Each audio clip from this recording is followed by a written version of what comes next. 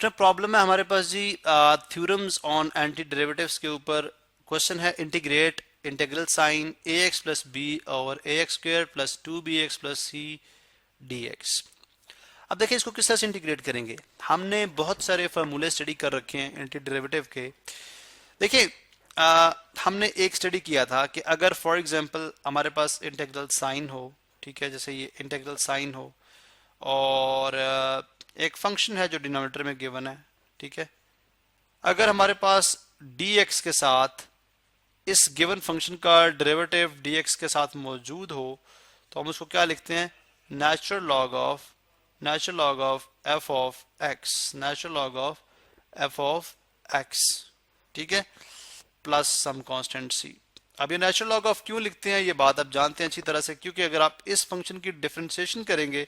तो लॉग की वजह से आप लिखेंगे 1/f ऑफ x और फिर विदाउट लॉग जब इसका डेरिवेटिव लेंगे तो f प्राइम ऑफ x बनेगा, ठीक है, जो कि बनता है d बाय dx, जो कि इंटीग्रल साइन से यहाँ पे क्या हो जाएगा, कैंसिल आउट हो जाएगा, ठीक है। तो पीछे क्या रह जाएगा, f prime of x over f of x। तो इसका मतलब है कि हम यहाँ पे इसको देखें, अगर ये गिवन फंक्शन है और ये अगर उसका डेरिवेटिव बन सकता हो तो सबसे पहली बात है कि अगर f ऑफ x जो है वो A X square plus 2bx plus c है तो इसका डेरिवेटिव क्या होगा, ड्राइव फंक्शन क्या होगा, तो f प्राइम ऑफ x हो जाएगा, a कोफिशिएंट है और x स्क्वेयर का होता है 2x प्लस 2b कोफिशिएंट है, बाहर आ जाएगा, dx बाई dx इतना होता है 1 और प्लस कांस्टेंट का डेरिवेटिव 0, तो ये आ जाएगा 2ax प्लस 2b, या आप 2 को कॉमन ले लें तो आ जाएगा ax प्लस b।